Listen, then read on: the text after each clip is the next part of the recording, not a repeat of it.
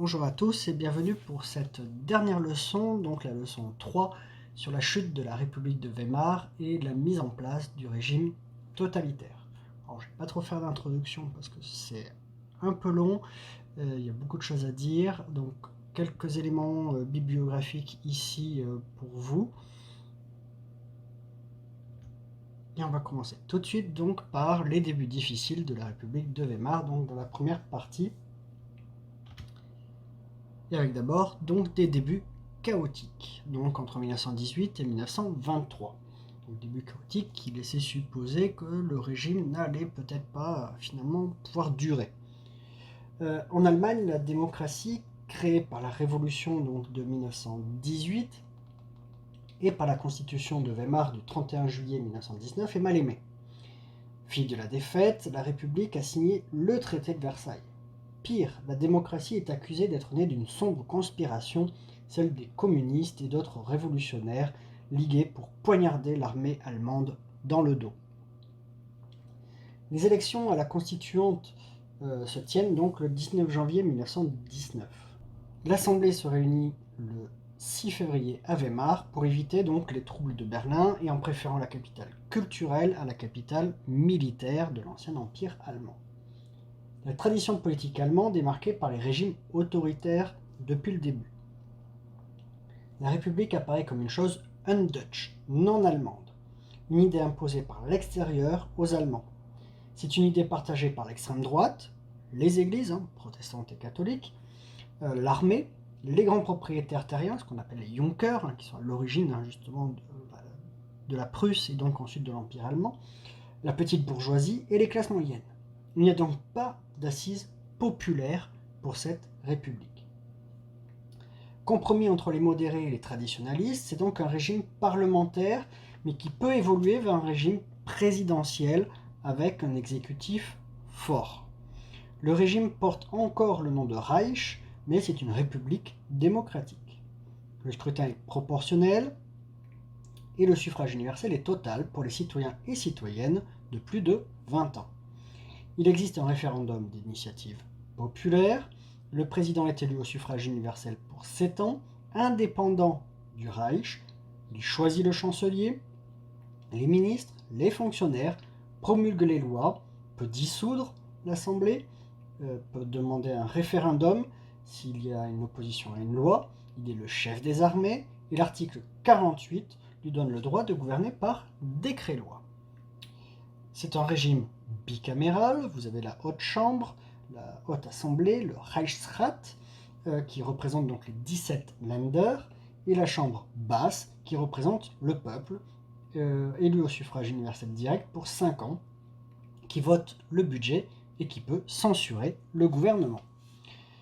La constitution libérale et démocratique est adoptée donc le 31 juillet 1919. Mais elle recueille une approbation minoritaire parmi les partis qui sont censés faire vivre la démocratie. La division de la gauche est insurmontable depuis la semaine sanglante de janvier 1919 à Berlin. Jamais les communistes allemands ne se réconcilieront avec les sociotraîtres de Noske, complices et valets de la bourgeoisie et de l'armée pour eux. Jamais même en face des nazis qui profitent grandement de ces affrontements internes à la gauche. À droite, seul le Zentrum catholique et le Parti démocratique allemand, le DDP, sont favorables au régime.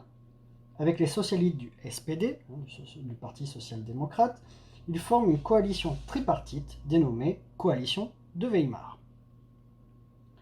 Celle-ci connaît son heure de gloire lors des élections de février 1919, où elle totalise 76% des voix. Après la signature du traité et l'adoption de la Constitution, elle chute à 43% et n'est plus capable de maintenir des gouvernements pérennes. Face à ces trois partis attachés à la démocratie libérale, mais irrémédiablement associés au traité de Versailles, les autres partis ont juré la perte du régime, de la défaite. À droite, le Parti populaire allemand, le DVP, et le Parti national populaire allemand, le DNVP, veulent une restauration monarchique et le rappel sinon du Kaiser, du moins du Kronprinz, c'est-à-dire du prince héritier. Quand meurt le président SPD Friedrich Ebert, le nouveau président élu en 1925, le maréchal von Hindenburg, est un proche de ces partis tout comme sa famille et ses conseillers. À l'extrême droite, de multiples groupuscules ont éclos après la guerre. L'un d'entre eux a commencé à en fédérer d'autres, à se structurer, et veut lui aussi la fin de la République et la création d'un régime nouveau de type totalitaire. C'est le NSDAP, le Parti national socialiste des travailleurs allemands d'Adolf Hitler. Il est intéressant de remarquer là aussi, comme dans le parti fasciste, dans le nom même du Parti national socialiste des travailleurs allemands, cette double naissance et cette double idéologie entre l'extrême droite, nationale, et l'extrême gauche, socialiste, travailleur allemand. De fait, entre 1919 et 1933, ce sont 18 cabinets qui se succèdent, ainsi que 7 élections au Reichstag et 5 dissolutions, avec une accélération marquée entre 1930 et 1933. Instable, fébrile, le régime suscite peu la confiance des Allemands, qui font pour la première fois l'expérience d'une démocratie parlementaire dont ils se détournent rapidement pour regretter la stabilité et le sérieux du régime précédent. La République fait tout aussi peu l'unanimité dans les élites intellectuelles et sociales de l'Allemagne des années 1920. Les officiers de la nouvelle Reichswehr, donc l'armée, restent des nostalgiques de l'ancien régime ou se rallient aux groupes et partis d'extrême droite nationalistes et antisémites.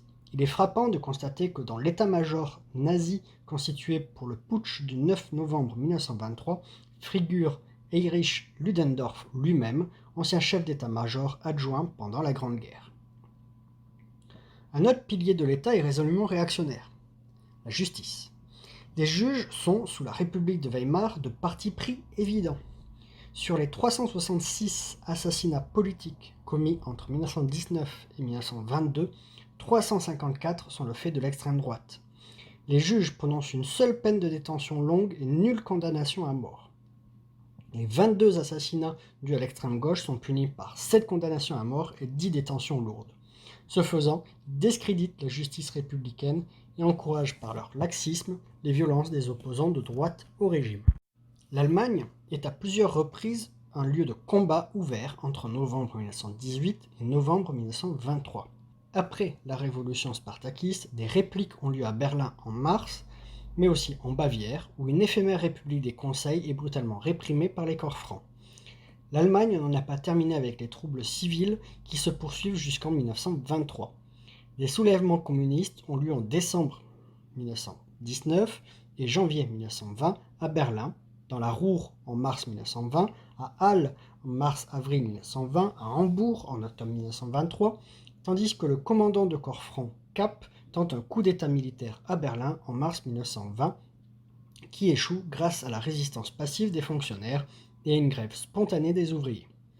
L'année 1923, avec l'hyperinflation et l'intervention française en Rhénanie, entraîne un nouveau cycle de putsch. À Hambourg, le KPD, le Parti communiste, se soulève tandis que le 9 novembre 1923, 5 ans après l'abdication du Kaiser, le NSDAP d'Adolf Hitler tente un putsch en Bavière, le fameux putsch de la brasserie. Alors on va donc voir maintenant une deuxième sous-partie sur une période donc de stabilisation entre 1923 et 1930. Une politique extérieure donc de rapprochement avec notamment la France va se mettre en place. Stresemann reste ministre des Affaires étrangères de la fin 1923 jusqu'à sa mort en octobre 1929 et cherche à redonner sa place au Reich.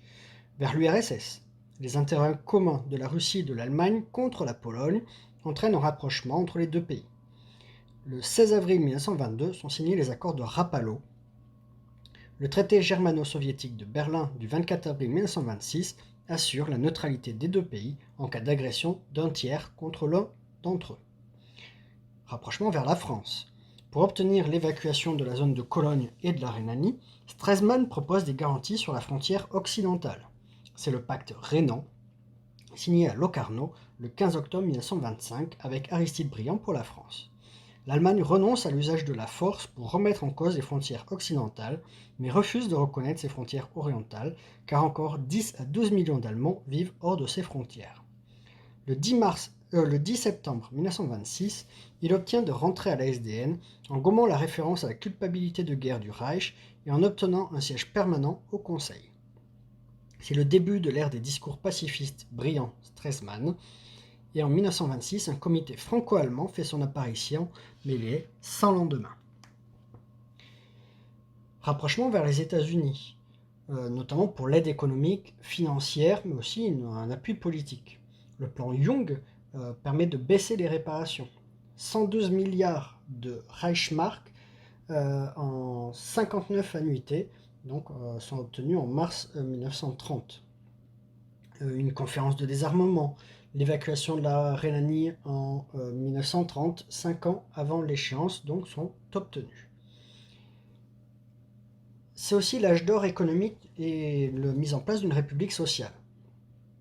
Le rétablissement financier se fait grâce à la mise en place d'une monnaie provisoire en 1923, le Rentenmark, basé sur l'économie allemande. Elle profite aux industriels qui augmentent leurs exportations, elle profite aux grands propriétaires qui baissent leurs dettes, elle profite à l'État qui baisse sa dette lui-même. Le système monétaire se stabilise donc et en 1924, le Rentenmark est remplacé par le Reichsmark, gagé sur l'or.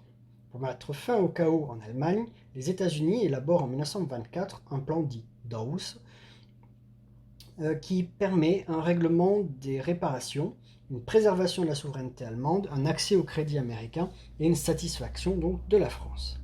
Cette phase de prospérité économique favorise l'afflux de capitaux étrangers au profit d'IG Farben, de Krupp ou de Thyssen, mais entraîne une dépendance vis-à-vis des États-Unis. La modernisation se poursuit, ce qui fait de l'Allemagne la deuxième économie mondiale. Mais il y a quelques signes de faiblesse.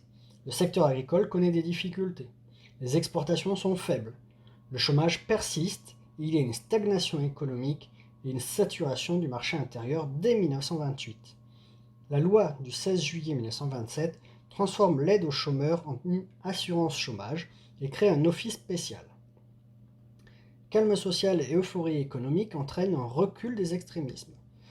Mais à partir de 1928, la situation se dégrade et les rapports sociaux se tendent entre les ouvriers et le patronat. Le régime de l'assurance chômage est conçu pour 800 000 chômeurs, au-delà, c'est l'État qui prend le relais. Or, en 1928, il y a 3 millions de chômeurs. Le gouvernement doit choisir entre hausse des cotisations ou baisse des prestations. Elle choisit donc cette dernière solution. Pourtant, il y a un non-enracinement du régime. La relative prospérité, le prestige culturel, le retour progressif dans le concert des nations et la pacification intérieure n'ont pas permis à la République de s'enraciner.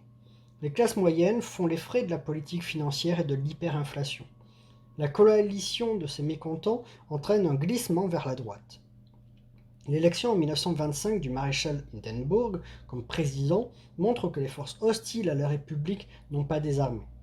L'instabilité gouvernementale est un autre facteur à prendre en compte. 7 gouvernements en 6 ans. Les extrémistes restent en dehors du pouvoir, mais les coalitions sont difficiles à mettre en place.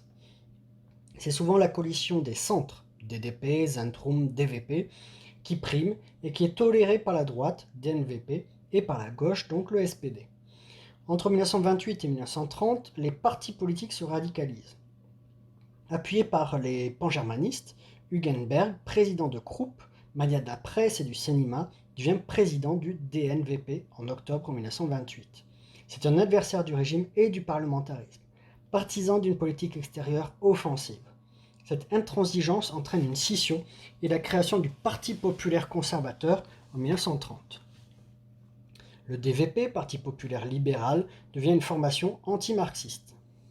Au Zentrum, l'arrivée de Monseigneur Kass signifie le renforcement du courant conservateur, voire autoritaire. À partir de 1929, la tension entre le SPD et le KPD refait surface. Le raidissement du KPD a été ordonné par Moscou, on le sait, dans le cadre de la tactique classe contre classe. Et on va voir qu'il y a aussi l'affirmation du NSDAP. Sa présence parmi les adversaires du plan Young et ses succès électoraux régionaux ont transformé ce mouvement raciste à l'audience limitée en une force politique sur laquelle il fallait compter.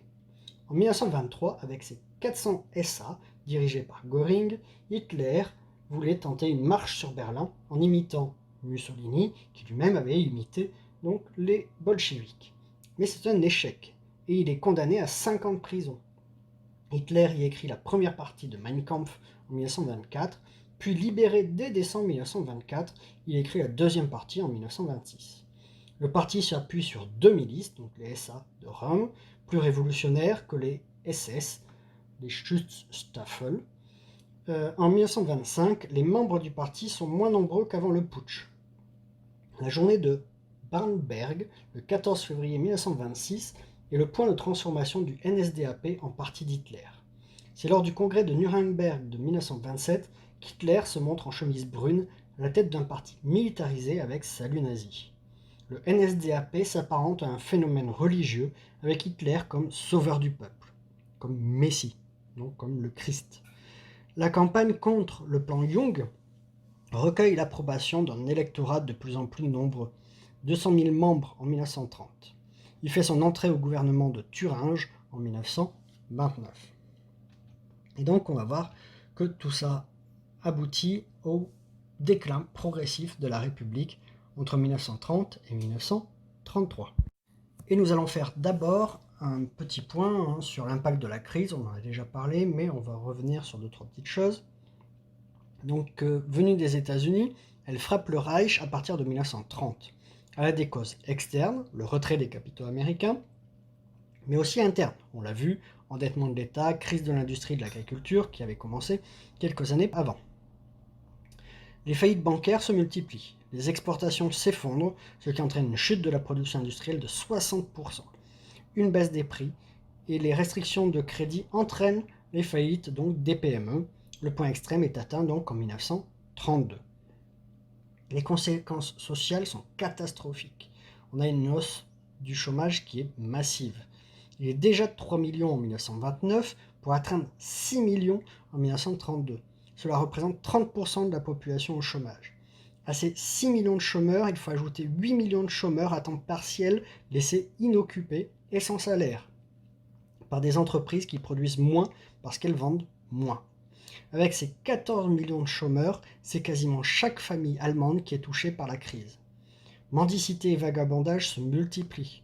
En 1932, ce sont à peine 30% des chômeurs qui sont couverts par l'assurance chômage. Et ça entraîne donc des conséquences politiques.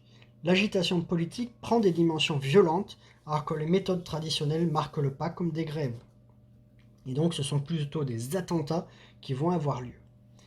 Et on va voir aussi que dans ce contexte, on a une volonté présidentielle d'un régime autoritaire et qui va permettre aussi la montée d'Hitler au pouvoir. Les institutions fonctionnent normalement. Les élections ont lieu régulièrement et en 1928, une alternance politique voit une majorité orientée à gauche succéder à une coalition marquée à droite. Le président Hindenburg appelle alors au pouvoir un chancelier socialiste, Hermann Müller, qui gouverne jusqu'en 1930 en pratiquant une politique très modérée. Mais la présence d'un socialiste au pouvoir n'en est pas moins insupportable au milieu ultra-conservateur qui entoure le président du Reich, dirigé par son fils Oskar, et les généraux Greuner et von Schleicher. Il préconise une solution de rechange, le remplacement de Müller par un homme fort, issu de l'Allemagne traditionnelle, et qui gouvernerait non en s'appuyant sur le Parlement, mais en vertu des pouvoirs exceptionnels que peut exercer le président, conformément à l'article 48 de la Constitution. Le 27 mars 1930, ce scénario entre en application et Hindenburg contraint Müller à la démission, nommant chancelier à sa place le chef de la fraction parlementaire du Zentrum, Heinrich Brüning, un économiste réputé. Le cabinet de Brüning inaugure un système autoritaire fondé sur l'usage de l'article 48. Se crée un climat favorable aux notions d'autorité, de guide, de chef et un discrédit de la démocratie et du parlementarisme. La politique de déflation du chancelier Brüning, fondée sur la diminution des indemnités chômage, des dépenses sociales, la baisse des prix et des salaires et l'augmentation des impôts, aggrave la dépression. Il faut comprendre qu'une politique inflationniste est impossible à cause du passé d'hyperinflation qui a touché le pays. A-t-il voulu aggraver la crise pour obliger la population à accepter la destruction du système de protection sociale? C'est l'une des questions qui se posent depuis quelques années. Brüning tente de mettre à profit la crise pour se libérer donc des chaînes de Versailles. En 1931, un traité douanier est proposé à l'Autriche, mais c'est interdit par le traité de Versailles. Il obtient un moratoire du président Hoover qui suspend les réparations en 1931, puis une annulation des réparations en 1932. On passe ainsi de Müller à Brüning, d'une pratique parlementaire du pouvoir à une pratique présidentielle, comme le permet la Constitution de Weimar. Les Allemands parlent dès 1930 de cabinet présidentiel, significativement composé d'une majorité de juristes, d'économistes et autres experts, et non de parlementaires. La présidentialisation du régime est visible à la multiplication des ordonnances présidentielles, 5 en 1930, 44 en 1931, 60 en 1932, corrélée à une baisse du nombre de lois votées par le Reichstag, 98 en 1930, 43 en 1931, 5 en 1932.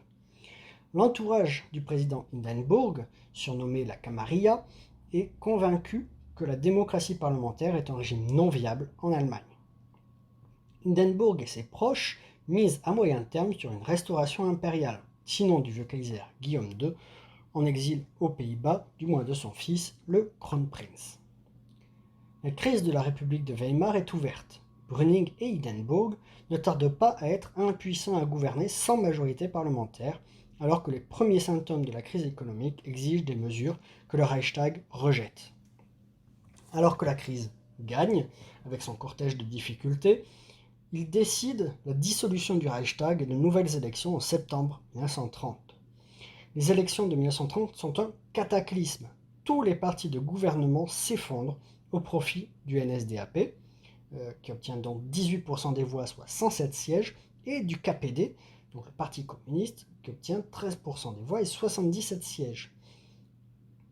Et donc à eux deux, ils ont 148 sièges, donc c'est plus opposant au régime parlementaire, alors qu'en face, justement, le SPD, par exemple, en obtient 143, donc soit à peu près 24-25% des voix.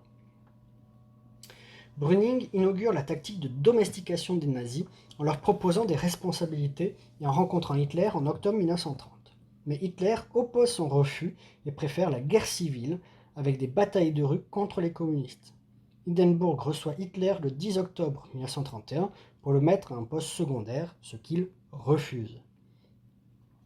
Toute une partie de la droite nationaliste et les milieux militaires soutiennent d'ailleurs les nazis dans le front de Harzburg en 1931 afin d'obtenir du président qu'il jette bas la façade parlementaire et instaure le régime autoritaire qu'ils appellent de leur vœu. N'osant franchir le pas, le président du Reich maintient contre vents et marées des gouvernements présidentiels sans majorité au Reichstag, sous la direction de Brüning jusqu'en mai 1932, puis, après la démission de celui-ci, sous l'autorité de membres de la Camarilla présidentielle, von Papen de juin à décembre 1932, puis le général von Schleicher. Il annonce le 4 juin l'avènement d'un État autoritaire, sa volonté de rechristianiser le pays, de combattre le bolchevisme culturel et les partis, et de démonter la protection sociale. Par décret présidentiel, le 20 juillet, le gouvernement légal de l'État de Prusse, dirigé par le social-démocrate Otto Braun, est dissous. Le Reichstag est dissous en juillet 1932.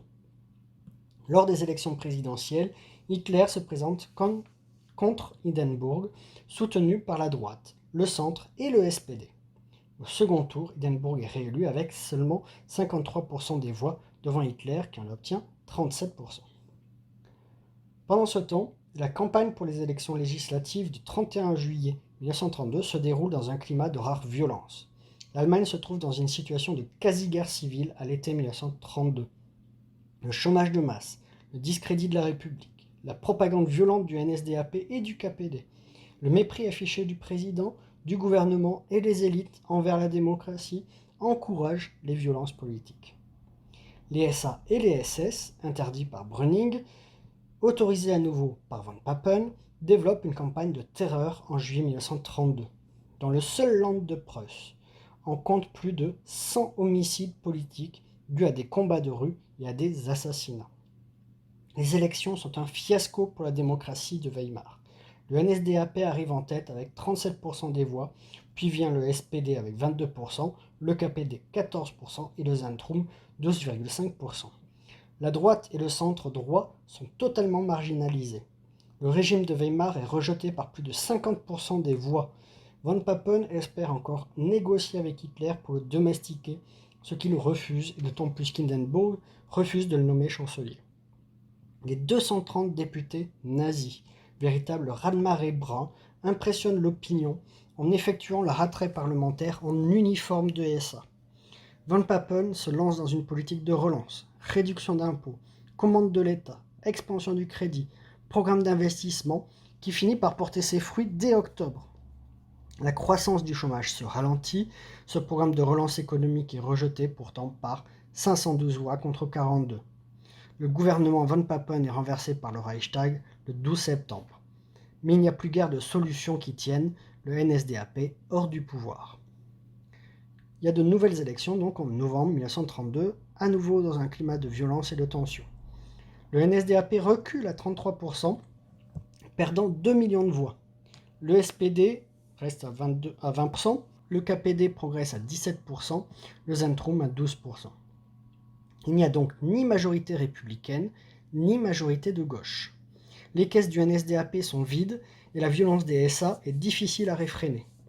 Le 19 novembre, une minorité d'industriels, comme Thyssen, ou de banquiers, comme Schröder, réclament à Hindenburg la nomination d'Hitler à la chancellerie. Le 2 décembre, Hindenburg nomme le général von Schleicher chancelier du Reich. Schleicher cherche à instaurer une dictature militaire socialement progressiste, surtout que des signes d'amélioration économique apparaissent. Il tente de faire éclater le NSDAP en s'appuyant sur l'aile gauche anticapitaliste, mais échoue. Il tente alors de se tourner vers la gauche, qui refuse. Le nouveau chancelier, Kurt von Schleicher, est préoccupé par la percée des communistes et redoute le mûrissement d'une situation révolutionnaire qui pourrait conduire l'Allemagne dans des troubles comparables à ceux de 1918-1919. Il décide de réagir en annulant les mesures déflationnistes de Papen qui avaient gelé les salaires. Il élabore un plan de partage des terres des grands agrariens de l'Est. L'État distribuerait des lots à des familles qui ainsi pourraient travailler et vivre. Schleicher s'aliène ainsi le président et son entourage, composé de ces fameux Junkers de l'Est, qui fustige son tropisme socialiste. Il irrite les nazis, dont il tente de circonvenir l'aile gauche, et ne convainc pas pour autant les sociaux-démocrates qui voient en lui un démagogue fasciste. Von Papen rencontre Hitler le 4 janvier 1933 chez le banquier Schröder et lui propose un gouvernement à deux têtes, ce qui rassurerait le monde des affaires. Von Papen intrigue alors auprès d'Hindenburg, qui accepte un triumvirat, Papen, Hitler, Hugenberg, pour neutraliser Hitler. À bout de ressources politiques, redoutant s'il persiste à tenter d'affaiblir l'extrême droite nazie, de favoriser l'extrême gauche communiste, qui progresse aux élections de novembre 1932, Hindenburg se résigne le 30 janvier 1933 à nommer Hitler chancelier du Reich. La République de Weimar a vécu. Le soir du 30 janvier 1933, les SA fêtent l'accession de leur chef au pouvoir en défilant au flambeau sur Unter den Linden. Les nazis sont les maîtres de la rue et de l'État. Désormais, ce qui n'était que violence politique illégale va recevoir la caution de la légalité. Nous allons voir donc dans une dernière partie l'abolition de la démocratie libérale et la naissance de l'État totalitaire nazi. Alors, la dictature hitlérienne ne se constitue pas d'emblée. Son établissement n'est ni linéaire ni fatal. En 1 an et demi, de janvier 1933 à août 1934, elle s'établit en surmontant une grave crise au printemps 1934. D'août 1934 à 1938, elle se consolide en bénéficiant d'un consensus à la fois imposé aux Allemands et partagé par une grande majorité d'entre eux. À partir de 1939, emportée par le délire antisémite, elle se radicalise dans un monstrueux assainissement social et racial. Ce qu'on peut quand même remarquer, c'est que Hitler donc, a tiré les leçons de ce qu'ont fait les bolcheviks et de ce qu'a fait Mussolini. Et donc il a été beaucoup plus vite justement dans la mise en place de la dictature. Et donc c'est ce qu'on va voir, grand A, vers le Führerstaat, l'état du Führer, si on le traduit, et avec petit 1 de l'exercice à la conquête du pouvoir. Donc entre janvier et mars 1933. Le 30 janvier 1933 ne marque une avancée pour le NSDAP que dans la mesure où son chef, Hitler, est nommé chancelier. Sur 11 membres du gouvernement, 3 seulement sont nazis. Le chancelier, ainsi que Wilhelm Frick et Hermann Göring. Les autres sont issus de la droite nationaliste et conservatrice, proche du président Hindenburg. On remarque cependant que Hitler a placé Frick à l'intérieur et nommé Göring ministre de l'Intérieur de Prusse, l'État donc qui couvre les 3/5 du Reich. Les nazis contrôlent donc les services de renseignement et de répression et vont en faire un copieux usage pendant la campagne électorale pour les élections donc du 5 mars 1933. Donc de nouvelles élections ont lieu à la suite de la dissolution du Reichstag demandée par Hitler le 1er février. Hitler souhaite obtenir une majorité absolue pour la NSDAP. 3 jours après la dissolution, le 4 février, il signe 2 décrets qui avaient été préparés par les gouvernements présidentiels précédents. L'ordonnance pour la protection du peuple allemand permet de limiter les libertés de presse et de réunion et de pourchasser tous ceux qui mettraient en péril les intérêts de l'État. L'ordonnance sur le changement de la loi électorale entrave la prolifération des petits partis politiques. Le 20 février, Hitler, secondé par Göring, rencontre secrètement en présence de Schacht, le président de la Reichsbank, les patrons des grandes entreprises IG Farben, Krupp, AEG et Siemens. Il leur promet un avenir tranquille avec l'édification d'un État autoritaire, le démantèlement des syndicats marxistes et le réarmement. Après cette réunion secrète, les fonds du NSDAP pour la campagne électorale sont augmentés d'au moins 3 millions de Reichsmark. La campagne électorale se déroule dans des conditions de violence proches de celles de l'été 1932, à la différence notable que les exactions, les tabassages et les 51 meurtres attribués aux miliciens nazis sont désormais légaux. Le 22 février 1933, en effet, le ministre de l'Intérieur de Prusse, Göring, engage 50 000 SA et SS comme policiers auxiliaires. 5 jours auparavant, il a donné à la police l'ordre de tirer sur toute manifestation de gauche. La mort de l'état de droit intervient le 28 février. Dans la nuit du 27 février vers 21h, un incendie ravage le Reichstag. La police arrête aussitôt sur les lieux mêmes un simple d'esprit mais communiste, le Hollandais Van der Lubbe. Hitler, Göring et Goebbels saisissent l'occasion pour mener une action radicale contre le KPD et abolir l'état de droit. Ils transforment l'incendie du Reichstag, fait individuel, en début de coup d'état communiste avec la complicité du SPD. De fait, le 28 février 1933, à la demande d'Hitler, Hindenburg prend un décret pour la protection du peuple et de l'État. Les libertés individuelles sont suspendues, la détention préventive sans contrôle judiciaire autorisée, la peine de mort prévue pour toute atteinte à l'ordre public. Cet état d'exception dure de fait jusqu'en 1945. Le décret du 28 février 1933 est l'acte de naissance légal du Troisième Reich, complété par la loi d'habilitation du 23 mars 1933. Et donc nous allons voir maintenant, petit 2, vers la dictature apparemment légale, donc de mars à avril 1933. Les élections du 5 février se soldent par un résultat mitigé, malgré tous les efforts de propagande et d'intimidation. Certes, le NSDAP réunit plus de 17 millions de voix, soit 44% des suffrages, et obtient 288 députés. Mais malgré le caractère antidémocratique de la campagne, la gauche socialiste et communiste totalise 201 députés, la droite non nazie 59 et le centre catholique 92. Pour conquérir totalement le pouvoir, Hitler joue de la violence et de voies constitutionnelles négociées. Sans schéma préalable s'opère dans les Länder une conquête du pouvoir par en bas, déclenchée par les autorités locales nazies. Le ministre de l'Intérieur du Reich, Frick, encourage les provocations et les actions persuasives des SA et des SS. Sous prétexte que les gouvernements ne sont pas en état de maintenir l'ordre, il nomme aussitôt des nazis commissaires du Reich pour contrôler la police. En Bavière, mi-mars, le gouvernement légal se retire et le Gauleiter Adolf Wagner devient ministre de l'Intérieur. Himmler, associé de Reinhard Heydrich, devient chef de la police. Dès le 8 mars, Frick annonce la création d'un camp de concentration. Le 20 mars, Himmler ordonne l'installation d'un camp de concentration à Dachau. Le 21 mars paraît une ordonnance pour la répression des attaques perfides contre le gouvernement, ce qui permet de condamner toute critique, même orale, à l'égard du régime et du NSDAP.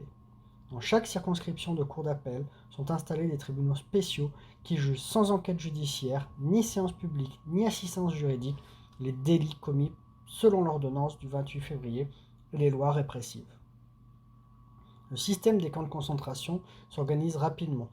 Les SA et les SS détiennent des milliers de prisonniers dans une cinquantaine de camps. Des razzias sont effectuées dans les quartiers populaires des grandes villes. Communistes, socialistes, juifs sont incarcérés.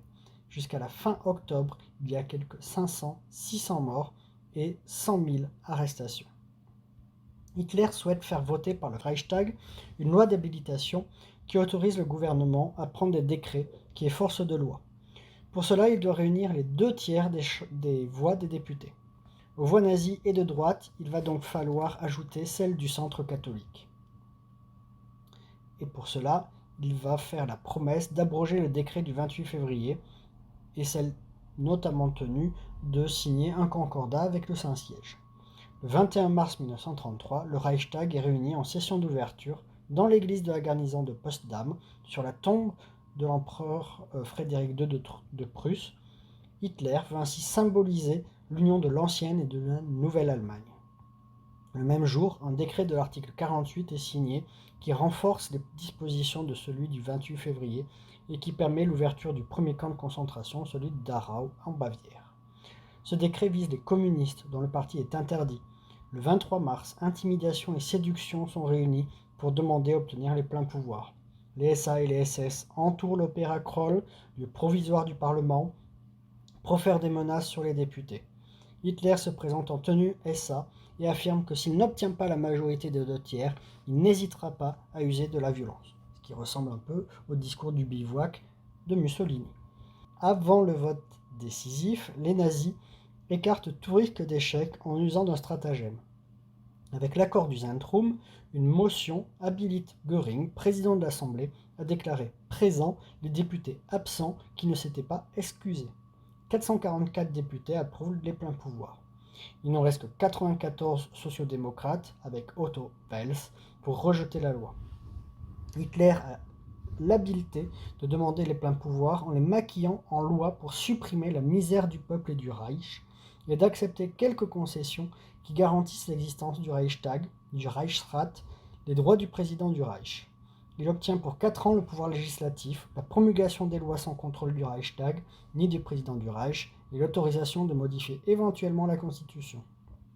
Sans rupture avec la Constitution, il peut réformer l'État selon ses conceptions et échapper à la tutelle des conservateurs. Cette loi a une validité de 4 ans, elle est renouvelée par acclamation en 1937, puis en 1941.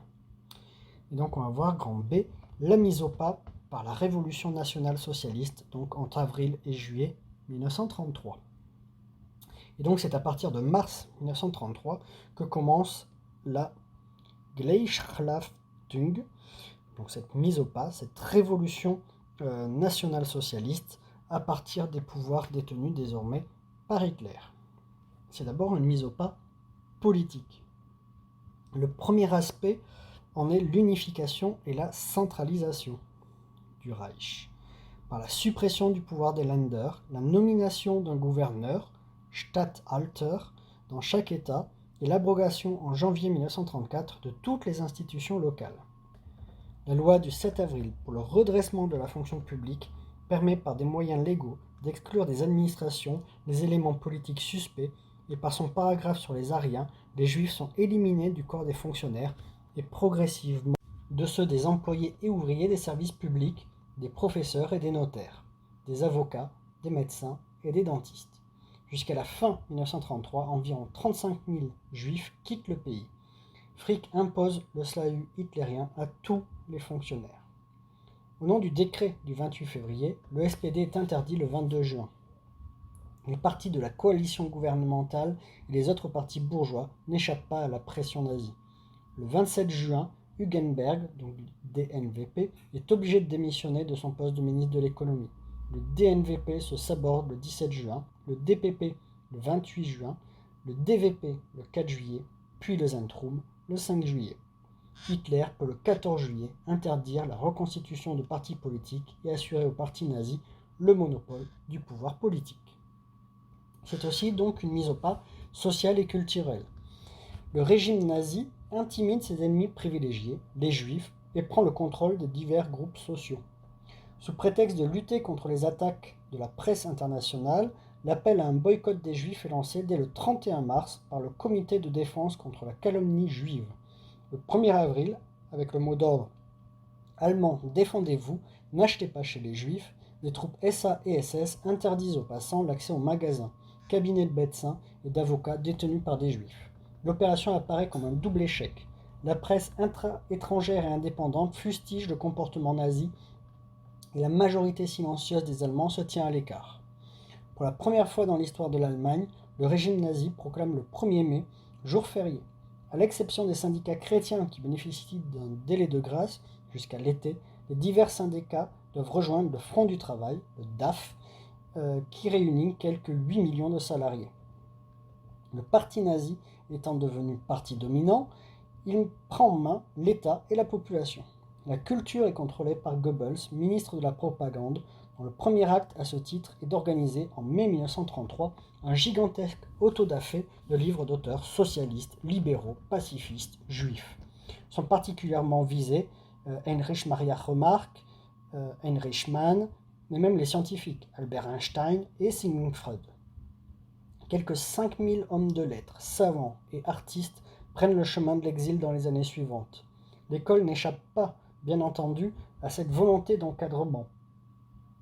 Bernhard Rust, ministre de la Science, de l'Enseignement et des Arts, annonce son intention de liquider l'école en tant qu'institution intellectuelle et d'en faire le canal de diffusion des conceptions nazies. Le 14 juillet 1934, le jour même où est assuré au NSDAP le monopole du pouvoir, le régime prend quelques autres mesures très significatives. La loi sur la prévention de la transmission de maladies héréditaires autorise la stérilisation des handicapés physiques ou mentaux. Son application entraîne en 1934 la stérilisation de 56 244 personnes sur 84 525 proposées et au total, jusqu'à 1945, celle de quelques 360 000 individus. La loi sur la révocation de la citoyenneté allemande permet de retirer la nationalité aux Allemands hostiles au régime. Elle est utilisée pour la première fois dès août 1900 contre 33 émigrants célèbres. Le grand C, c'est la fin donc de la révolution nationale-socialiste et la dictature absolue du Führer. On va voir qu'il y a donc une crise du régime donc à l'été 1933 jusqu'à l'été 1934. La situation économique s'améliore insuffisamment. Le chômage se maintient à un haut niveau, le doute s'empare d'une grande partie de la population. Il reste encore 4 millions de chômeurs. L'aide sociale des communes diminue. L'allocation chômage est soumise à de sévères conditions. Il faut faire la preuve de s'être présenté auprès de 25 entreprises par semaine pour pouvoir la solliciter. Les salaires sont en baisse, les prix alimentaires augmentent, les ménages ont de plus en plus de difficultés à se ravitailler en produits laitiers, en œufs, en matières grasses. Mais Hitler reste très populaire car les imperfections du régime sont attribuées à ses subordonnés et non au chef suprême. Mais l'opinion publique est désenchantée. La capacité du régime à assurer le redressement national est mise en cause. Au printemps 1934, la gigantesque armée brune des SA approche les 3 millions de membres, dont plus de la moitié sont de nouvelles recrues, des chômeurs, des prolétaires marginaux, des aventuriers, une majorité de jeunes gens entre 18 et 30 ans. Ceux de la base, bruns en dehors, rouges au dedans, attendent une promotion sociale, souhaitent une seconde révolution qui apporterait un bouleversement social et leur permettrait de former le noyau de la nouvelle armée du régime. Ils s'attaquent aux piliers de l'État, à l'administration, à la police et surtout à l'armée. Leur agitation et leur discours socialisant inquiètent les milieux économiques. Leurs hordes indisciplinées troublent la tranquillité publique. L'armée accepte Hitler, mais elle n'accepte pas la puissance de la SA. Même si Röhm, le plus ancien, le plus sincère ami de Hitler qu'il tutoie, n'est pas prêt à se révolter, le mécontentement monte dans la SA. Hitler paraît contesté à l'intérieur du mouvement nazi. À l'extérieur de son parti, il est en proie aux critiques des conservateurs monarchistes catholiques. Antidémocrates, regroupés derrière le vice-chancelier von Papen, ils espèrent restaurer la monarchie avec l'appui de la Reichswehr et du vieux maréchal d'Hindenburg. Dans la seconde quinzaine de juin, s'appuyant sur Himmler, Heydrich, Göring, Hess et Goebbels, Hitler décide de mettre de l'ordre dans son régime. Enfin, l'obstacle constitué par l'armée est levé lorsqu'Hitler débarrasse celle-ci de la concurrence de la SA, ordonnant le massacre par les SS de Rome de ses prétoriens durant ce qu'on appelle la Nuit des longs couteaux, le 30 juin 1934. La propagande avance la thèse du complot pour faire accepter le bain de sang. Le 20 juillet 1934, la SS, qui regroupe 100 000 hommes et qui ne constituait qu'une formation de la SA, reçoit son autonomie. Son Reichsführer, Himmler, placé directement sous l'autorité personnelle de Hitler, peut la développer comme un instrument de puissance. Hindenburg meurt le 2 août à 9 h. En même temps que le communiqué annonce qu'il vient de mourir, la presse allemande publie le texte d'une loi datée du 1er août au soir qui a été adoptée de son vivant et en prévision de sa mort. Selon l'article 1 de cette loi, les fonctions du président et du chancelier du Reich sont désormais confondues et confiées à Adolf Hitler. L'article 2 précise que la loi entre en vigueur aussitôt après le décès de Hindenburg. Les mêmes journaux annoncent que la Reichswehr, dès 9h30 du matin, a prêté serment au Führer, commandant suprême de la Reichswehr et non plus au peuple et à la patrie. Hitler supprime le 1er août la présidence du Reich en s'en attribuant les prérogatives et ordonne le 2 août un référendum pour ratifier cette décision. D'où le petit 2, la consolidation du pouvoir nazi, le Führerstaat. En août 1934, Hitler atteint l'omnipotence comme chef d'État, chef du gouvernement et chef suprême du parti nazi. Contrairement à l'image répandue par la propagande nazie et à la perception du régime que s'en font les opinions nationales et internationales, Hitler ne met pas en place un système de gouvernement centralisé et discipliné où les échelons inférieurs appliqueraient seulement et simplement les ordres venus d'en haut. Le régime nazi est une véritable jungle institutionnelle avec une multiplicité d'administrations parallèles, bureaucratie d'État, parti nazi, armée, grand patronat, au point d'être une anarchie autoritaire et totalitaire. Hitler jouit de tous les pouvoirs. Sa volonté n'est freinée par aucune loi, aucun droit, aucune institution, aucune administration. Son pouvoir est charismatique, selon l'interprétation de l'historien Jan Kershaw. La volonté du Führer donne une formidable unité d'inspiration à un régime qui fonctionne de manière anarchique.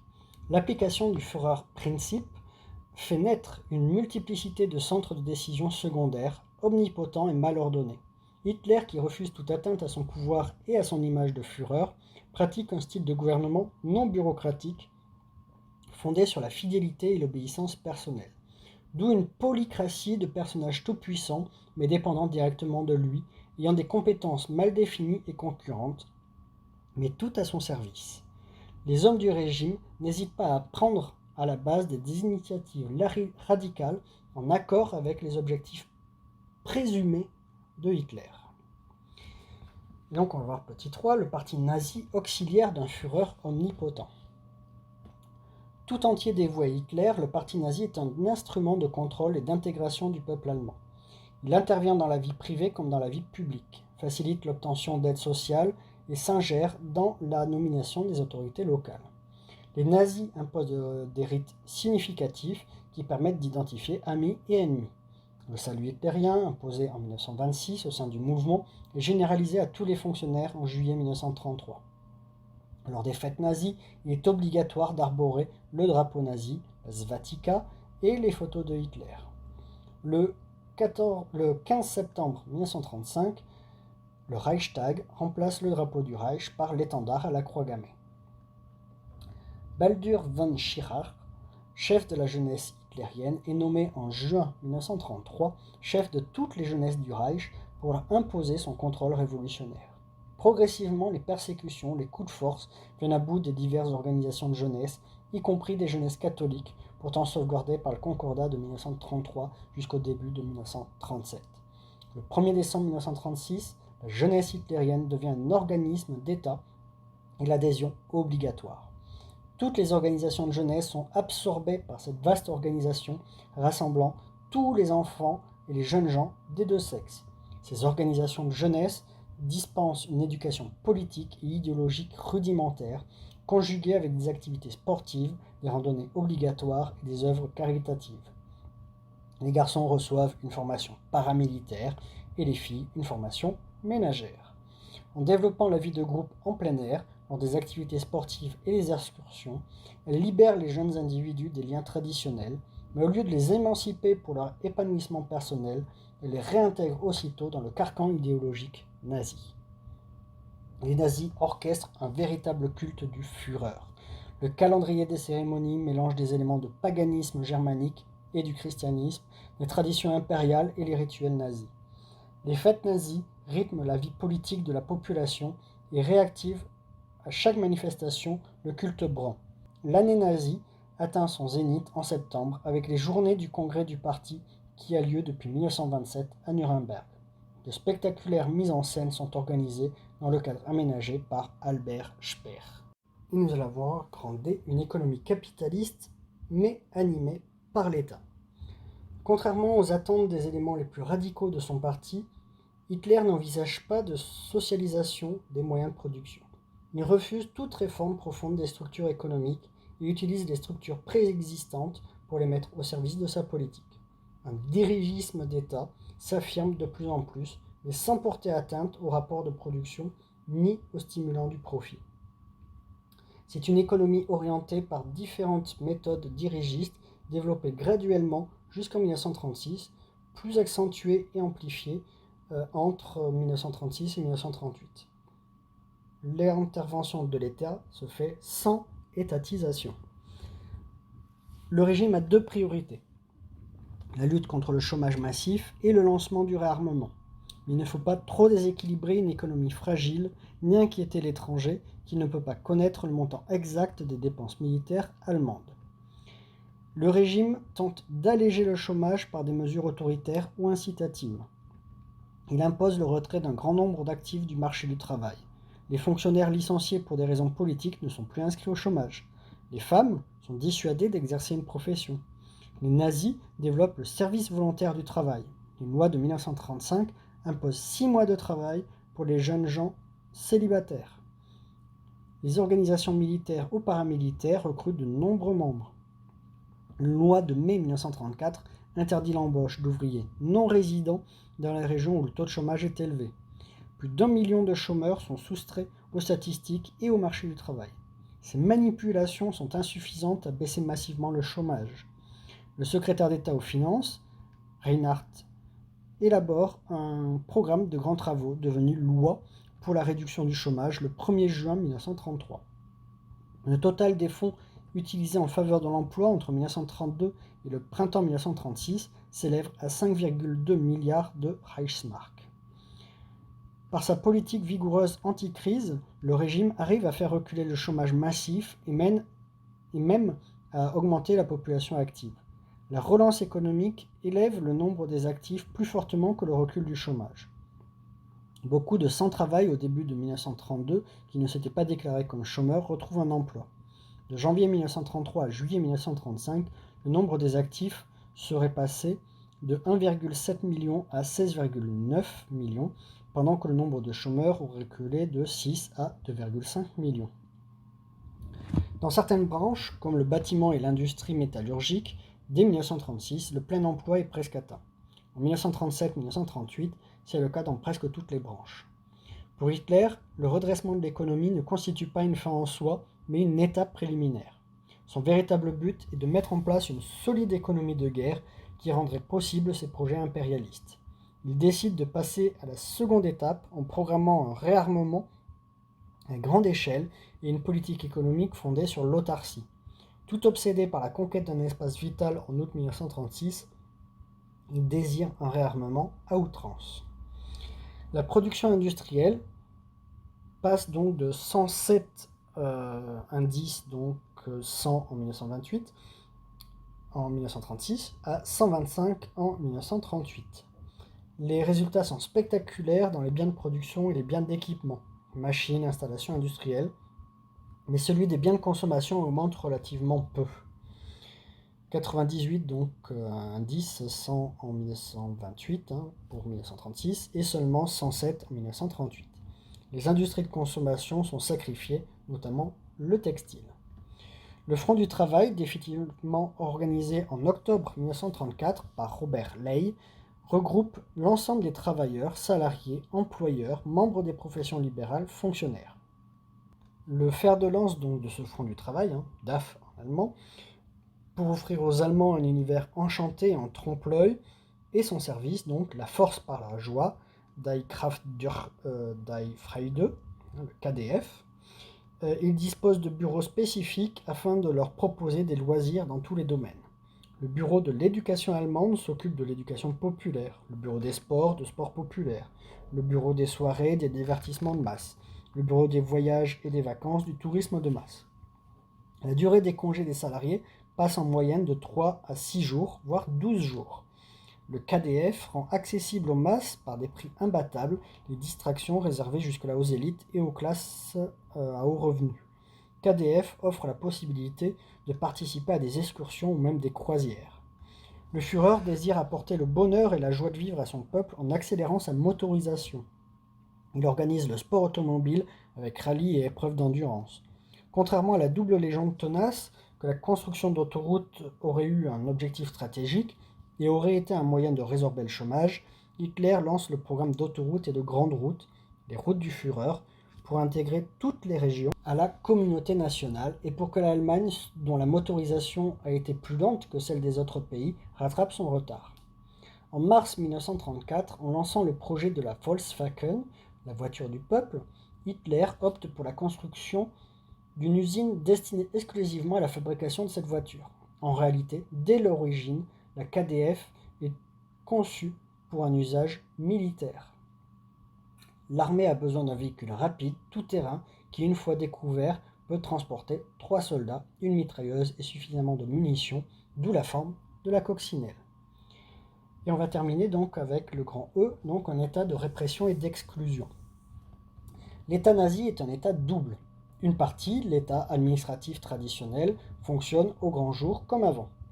L'autre partie, celle des institutions nazies, agit plus dans l'ombre. Elle arrête, torture, élimine.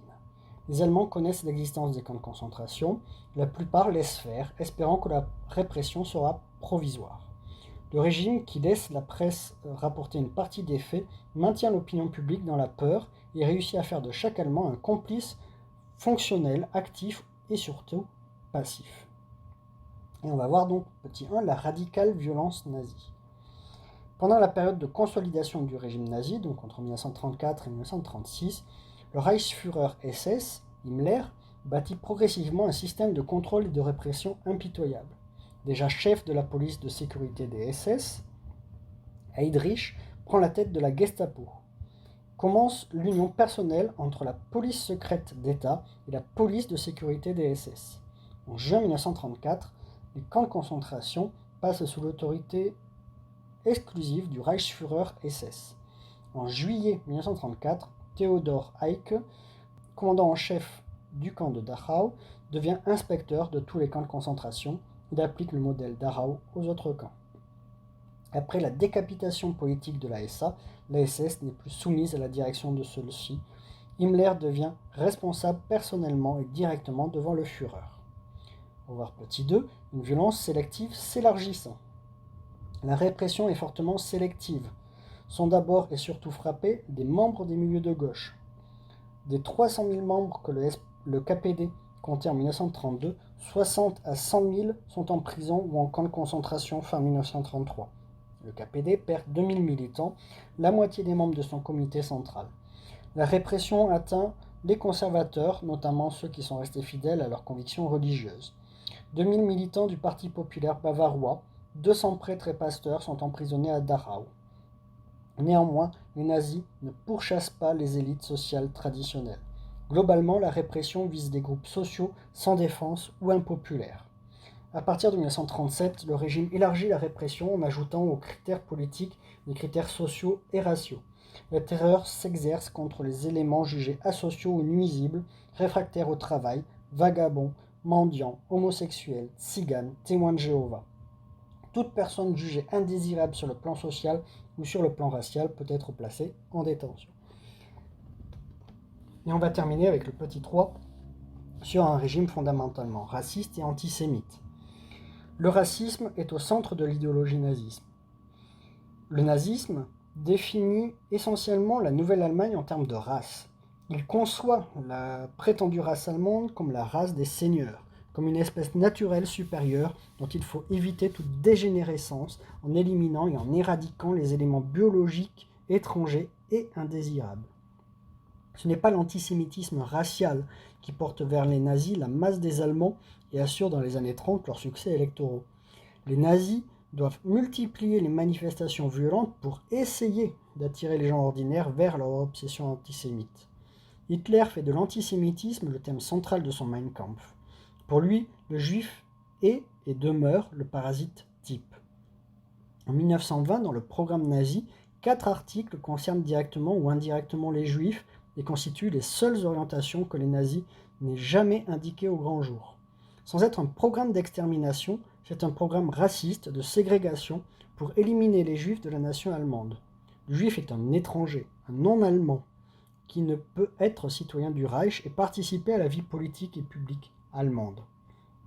Les nazis essaient d'attirer les Allemands vers leur antisémitisme radical, mais ils savent doser avec habileté leur offensive antisémite selon les circonstances, et les lois vont être de plus en plus exclusives et de plus en plus violentes. On va commencer par des pogroms organisés au printemps 1933. Ils sont fomentés par les SA et ils éclatent dans plusieurs villes comme Berlin, Chemnitz, Gorlitz, Breslau. À l'étranger, les protestations s'élèvent et des États évoquent la menace de sanctions économiques contre l'Allemagne. Préparé par l'état-major nazi, approuvé par l'ensemble du gouvernement et dirigé par Streicher, l'opération de boycott est menée dans la nuit du 31 mars au 1er avril par les SA et les jeunesses hitlériennes. Ensuite, donc, on a les premières mesures d'exclusion en 1933. Les nazis suivent une stratégie qui vise à chasser les juifs des domaines les plus divers de la vie politique, mais qui est composée de mesures isolées afin de ne pas susciter trop de réactions intérieures et étrangères. En avril, la loi sur la rénovation du corps des fonctionnaires, avec un paragraphe sur l'aryanisation, permet d'épurer les administrations des fonctionnaires d'origine non aryenne. Cette loi sert de modèle aux autres mesures prises par la suite pour chasser les juifs des autres professions juridiques, médicales, etc. En avril 1933, contre la surpopulation des enseignements secondaires et supérieurs, les possibilités d'études pour les juifs sont limitées par un quota de 1,5%.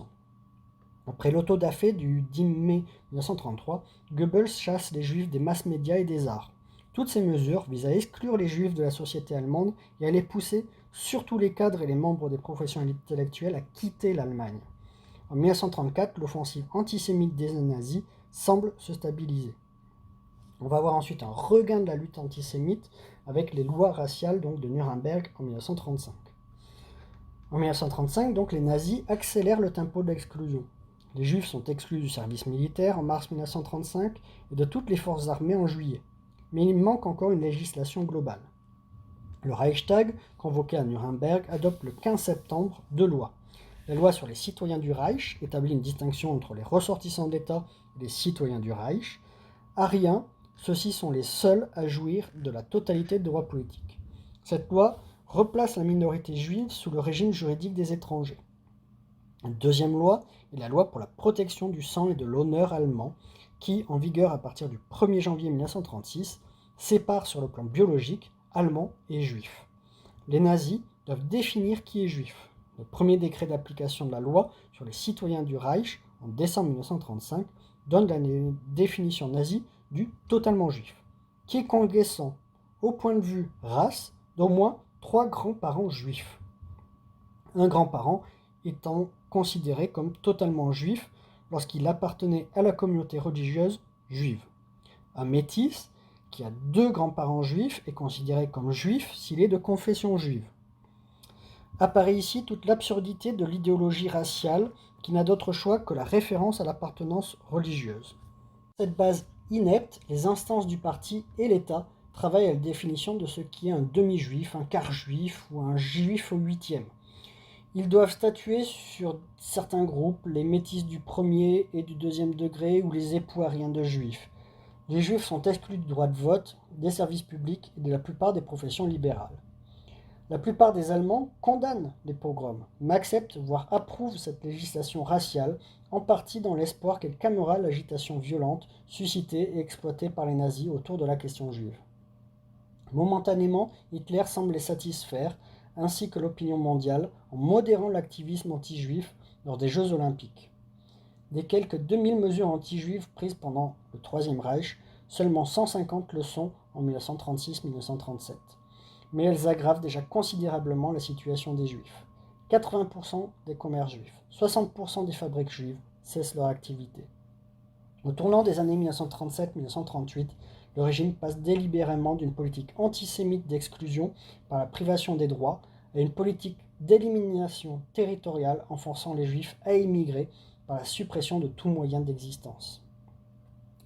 Pas moins de 300 mesures en 1937-1938 amplifient le refoulement des juifs. En juin 1937, Heydrich donne l'ordre secret d'envoyer les juifs coupables de fautes racistes dans les camps de concentration. En novembre 1937, le salut Heil Hitler est interdit aux juifs.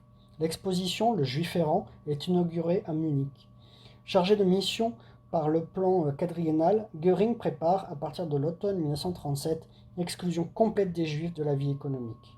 La synagogue de Munich est incendiée le 9 juin, celle de Nuremberg le 10 août. À partir du 17 août, tous les juifs doivent porter le prénom supplémentaire de Sarah ou de Israël. À partir du 5 octobre 1938, leurs passeports doivent être estampillés de la lettre J. Et donc, pour terminer, la politique antisémite culmine avec des événements violents des 9-10 novembre appelés la Nuit de Cristal. L'affaire débute le 28 octobre 1938.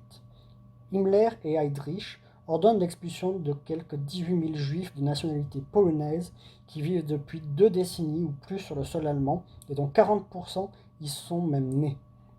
Dans la nuit du 28 au 29 octobre, des commandos SS leur font passer la frontière, bien que le gouvernement polonais ait refusé leur entrée. Les familles juives expulsées se trouvent exposées au froid et à la pluie dans le no man's land germano-polonais. Parmi les expulsés, il y a les parents d'un jeune homme de 17 ans, Herschel Greenspan, de Hanovre. Pour attirer l'attention sur le devenir des Juifs jetés hors d'Allemagne, le 7 novembre, à Paris, il tire sur le conseiller d'ambassade Franz Graf et le blesse mortellement. Le 8 novembre, la presse manipulée par Goebbels lance une campagne de haine antisémite et crée une ambiance de réponse populaire spontanée à l'attentat. Au soir du 9 novembre, anniversaire du putsch manqué de 1923, les hauts responsables du parti, qui se trouvent comme tous les ans à Munich, décident de déchaîner en représailles sur tout le Reich un gigantesque pogrom. La nuit même, des militants du parti, de la SA, mais aussi des casseurs et autres excités, commettent meurtres, incendies et actes de vandalisme tels que l'Allemagne n'a plus connu depuis le Moyen-Âge. Le bilan de la Nuit de Cristal est effroyable. 91 citoyens juifs sont tués. 36 sont blessés grièvement. 267 synagogues sont incendiées. 7500 boutiques sont détruites ou pillées. Presque tous les cimetières juifs sont profanés. De nombreuses familles sont maltraitées. Les dégâts de ces violences atteignent 25 millions de Reichsmark.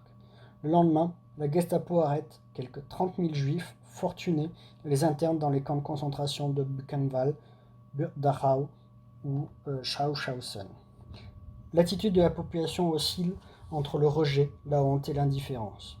Aucune vive protestation ne s'élève, même de la part des églises. Avec la Nuit de Cristal débute une nouvelle étape de la chasse aux Juifs. Le régime les soumet à la spoliation, l'expropriation et l'élimination systématique de la vie économique, sociale et culturelle. Le 12 novembre, il leur inflige un impôt spécial d'expiation de 1,12 milliard de Reichsmark ainsi que le remboursement des dommages causés. Puis il décide leur mise au banc de la société jusqu'à l'interdiction dans les wagons-lits. Un premier décret pour l'exclusion de la vie économique supprime toutes les possibilités encore existantes d'activités professionnelles indépendantes. En décembre, le pouvoir décide l'arianisation forcée de toutes les entreprises juives. Le dernier refuge est l'immigration.